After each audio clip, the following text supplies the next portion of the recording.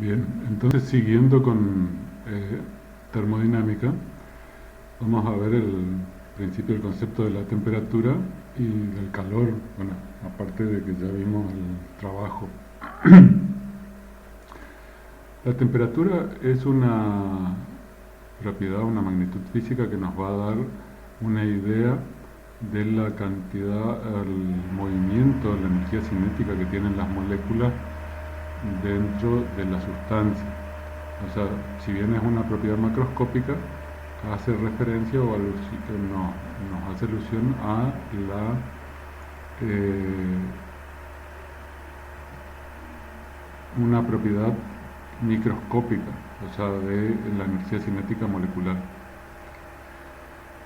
El calor es una energía en tránsito que se transfiere de un lugar a otro y en forma desordenada, digamos, o una manera menos establecida que el trabajo, como ya lo hemos dicho antes, así que no ahondamos mucho y ahora vamos a ver un poquito más cómo es el calor. Pero primero nos concentramos en la temperatura. Los dispositivos que se usan para medir la temperatura, hay muchas clases de dispositivos, pero esencialmente, o los más frecuentes que nosotros podemos ver o tener referencia, es aquellos que utilizan algún tipo de propiedad, por ejemplo, la dilatación, que también es una propiedad que vamos a ver, un fenómeno físico que vamos a ver un poquito más adelante. Entonces la sustancia se dilata, la sustancia que está adentro del termómetro se dilata y nos va marcando las líneas, por ejemplo, de los termómetros de mercurio, que puede ser que algunos tengan en sus casas, o de alcohol, que normalmente se utilizan alcohol coloreado, se utilizan para medir la temperatura ambiente en esta latitud, por ejemplo.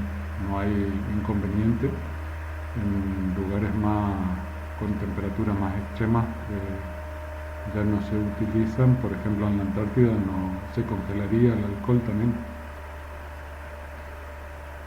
Los bueno, y ahora con el tema este que tenemos de la pandemia, también se ven mucho y cada vez más populares son los dispositivos infrarrojos, que nos leen la temperatura debido a la frecuencia infrarroja que estamos emitiendo, que es otro fenómeno que vamos a ver y que, bueno, ya hemos mencionado en la parte de escala también, que lo íbamos a ver más adelante. Dentro de las escalas termométricas tenemos la más común, la que nosotros usamos normalmente, que es la Celsius, que va de 0 a 100. 0 para el agua líquida en convivencia con el hielo sólido, y 100, que es la temperatura de ebullición del agua, o sea, el agua en forma de vapor conviviendo con el agua líquida. La temperatura Kelvin, que es la que corresponde al sistema internacional y la vamos a utilizar, bueno, solamente usa un punto de referencia, que es 1 sobre 273.16, y que corresponde al punto, a lo que se conoce como punto triple del agua, donde conviven el agua pura, ¿no? Donde conviven el agua líquida, el agua en forma de gas, de vapor, y el agua sólida.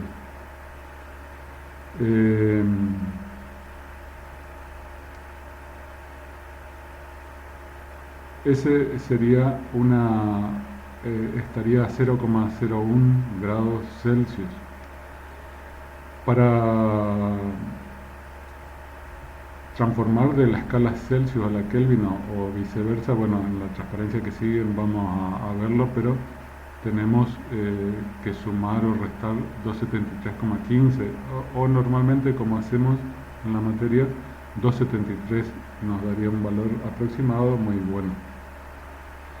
El 0 grado Kelvin, la temperatura absoluta, o sea, el sinónimo de absoluto, Celsius, Kelvin o Fahrenheit, son nombres propios o apellidos Pero el hecho de que la temperatura también se la denomine absoluta es porque por debajo del 0 grados Kelvin no hay ningún tipo de temperatura, o sea, la temperatura es solamente de 0 hacia arriba. De hecho, alcanzar el 0 es muy difícil porque 0 nos estaría indicando, como ya dijimos al comienzo de la parte de esta temperatura, la temperatura nos indica una especie o la cantidad de energía cinética que se tiene a nivel molecular o atómico. El 0 grado Kelvin nos estaría indicando que no podemos extraer más energía o no se puede extraer energía del sistema físico. Fahrenheit, sin embargo, es una medida que, bueno, que por ahí todavía se usa en algunos casos de origen inglés y bueno, los americanos también la usan, ellos todavía reportan la temperatura en Fahrenheit y no tienen aparentemente intenciones de cambiarla. Usa también dos puntos de referencia, uno el 0 grados Fahrenheit, que corresponde a una mezcla frigorífica un poco más compleja, y el 32 grados Fahrenheit, que corresponde al agua en convivencia con el hielo, sería el 0 grados Celsius. Acá tenemos una manera de hacer las transformaciones de Kelvin a Celsius, de Celsius a Kelvin, de Fahrenheit a Celsius. Y bueno, una vez que tenemos en Celsius la temperatura, es sencillo, vamos acá a la de Kelvin. Como le dije, en bibliografía proveniente de Estados Unidos todavía se utiliza, probablemente en algún otro país también. Los ingleses no usan los grados Celsius, pero bueno, entonces acá podemos transformarlo. Por ejemplo, en muchos de los aviones todavía se reporta en Celsius y en Fahrenheit la temperatura. Una cosa importante que tenemos que recordar, que nosotros vamos a usar los deltas de temperatura, o sea, las variaciones de temperatura. Y si tenemos un delta de temperatura en grados Kelvin,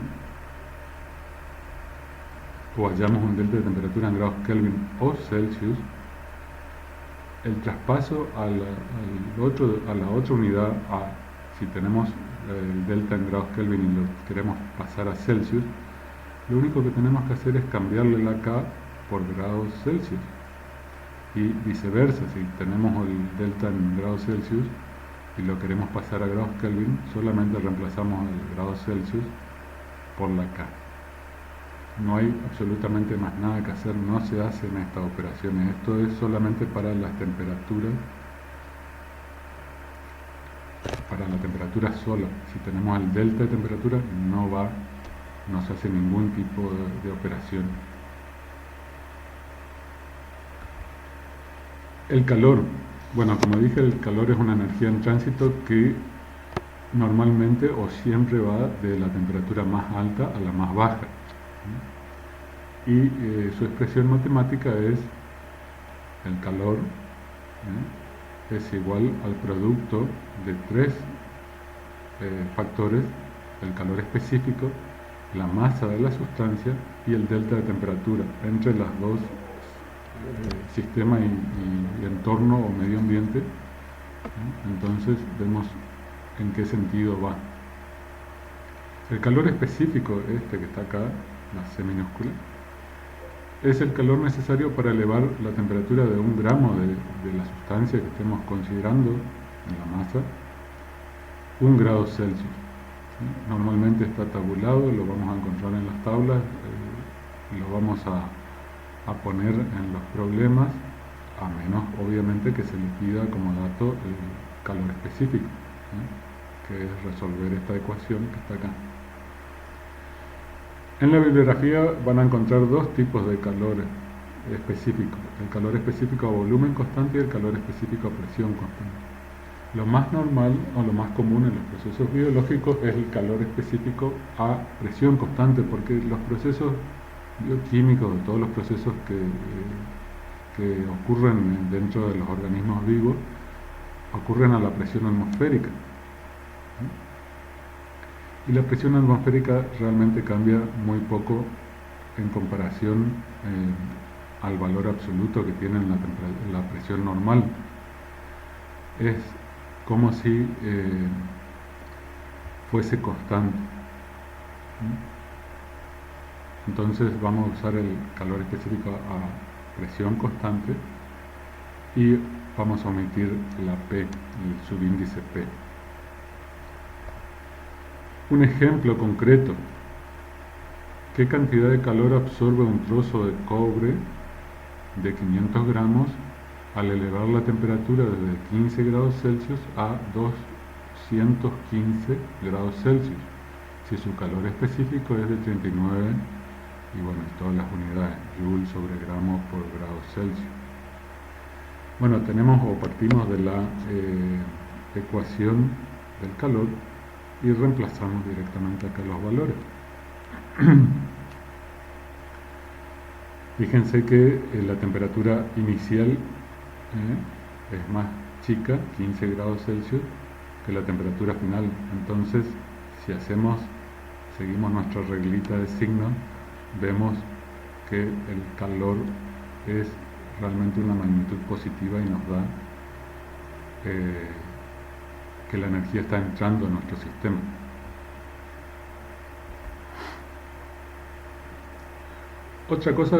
Otro tema, digamos, que ya lo han visto o han pasado por ello en la secundaria y en la primaria, son las fases o estados de la materia, que dependen esencialmente de la energía interna de las moléculas.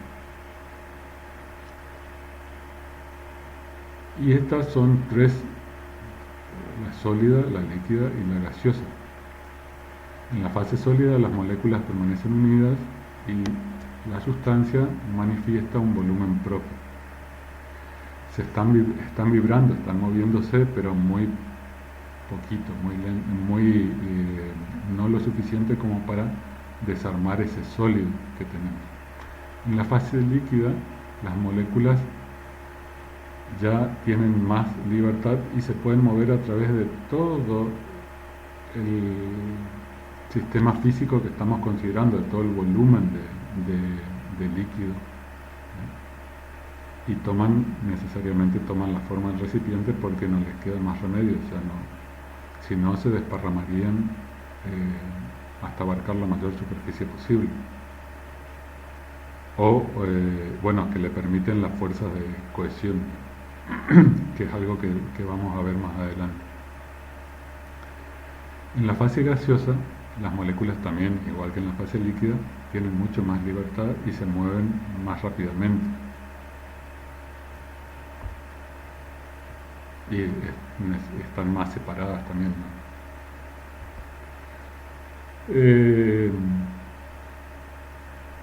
Si uno le suministra calor o la suficiente energía a un sistema, entonces las moléculas se empiezan a agitar y podemos producir un cambio de estado, por ejemplo, de sólido a líquido, de líquido a vapor, y cada uno de ellos tiene un nombre propio. Por ejemplo, de líquido a gaseoso tenemos la ebullición o la vaporización. Si hacemos pasar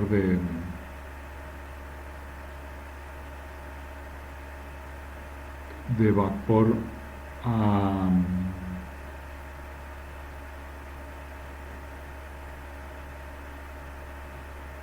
líquido,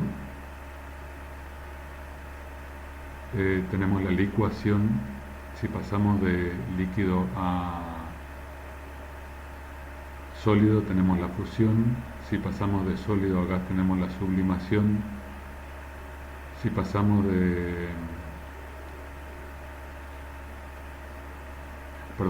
si pasamos de sólido a líquido tenemos la fusión. Si pasamos de líquido a sólido tenemos la solidificación, y así, bueno, ahí están todos los cambios. Y un fenómeno que ocurre normalmente es que cuando tenemos un cambio de fase, o sea, tenemos un trozo de hielo, una porción de hielo, por ejemplo, y le suministramos calor o energía lo suficiente como para que empiece a derretirse el hielo, entonces vamos a ver un fenómeno que es este que está reflejado acá en este gráfico, y que la temperatura de esa mezcla entre hielo y líquido no cambia en el tiempo hasta que se derrite todo el hielo. A partir de ahí seguimos suministrándole energía o calor y la temperatura se eleva hasta que empieza a evaporarse. Una vez que empieza a evaporarse, le seguimos suministrando energía y la temperatura no cambia, hasta que tenemos todo vapor. Y una vez que tenemos todo vapor, entonces si seguimos suministrando la energía, la temperatura empieza a elevarse. O sea, en los cambios de fase no hay cambios de temperatura. Por eso el calor lo definimos de otra manera y en función del calor latente. O sea, el calor va a ser la masa por el calor latente. El calor Q que se le suministra o que se le quita a una sustancia va a ser la masa por el calor latente, ya no más la C por la M por el delta de T. La masa de la sustancia, L es el calor latente, y también ese está tabulado para cada sustancia. Lo vamos a tener, a menos obviamente que lo pidamos en particular. Hay una cosa importante a remarcar acá. La energía necesaria para transformar una sustancia de líquido a sólido, de sólido a líquido, de líquido a vapor, o de la fase que sea a otra fase, es tremendamente más grande que la energía necesaria para cambiar la temperatura. Obviamente depende el cambio de temperatura que le estamos dando, pero esencialmente el calor latente es una magnitud muy grande. Ya vamos a ver ejemplos, que es este, por ejemplo. Una masa de 18 gramos de agua se transforma en vapor a la presión atmosférica, esa sería, ¿no?, pascales, 101.300 pascales más o menos, y 100 grados Celsius, convirtiéndose en 30,6 litros de vapor a esta misma presión. Si el calor latente de vaporización del agua es 2,26 por 10 a la 6 joules sobre kilogramo, calcular la energía suministrada en forma de calor, por un lado, y B, el trabajo realizado por el sistema. Finalmente, C, la variación de energía interna. Entonces, partimos de la ecuación directamente del calor cuando tenemos un cambio de fase, que es masa por el calor latente de vaporización, y nos da 40,68 kilojoules. El volumen del agua líquida se puede despreciar frente al del gas, Entonces podemos 18 gramos de agua líquida son 18 mililitros.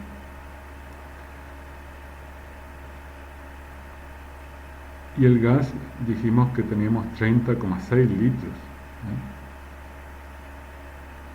Entonces el trabajo que realizó el sistema sobre el medio va a ser la presión por el volumen. O sea, podemos obtener, si quieren, el delta de volumen, ¿no? Eso sería lo correcto. O sea, podemos hacer 30,6 litros menos 18 mililitros. Y prácticamente nos da 30,6 litros. Entonces el trabajo va a ser 3,1 kilojoules. Este trabajo lo ejerce el sistema en contra del medio ambiente, o el trabajo va en la dirección del medio ambiente, sale del sistema, entonces va con el signo negativo. Finalmente, la ecuación que ya habíamos visto de la energía interna va a ser el calor más el trabajo. Esta sería la forma genérica de escribirlo, cada uno va con su signo. El calor es positivo y el trabajo es negativo. Entonces hacemos la cuenta y nos da 37,58 kilojoules de energía, de aumento de energía interna neta. O sea, el calor que ingresó es mucho mayor que el trabajo que realizó sobre el medio.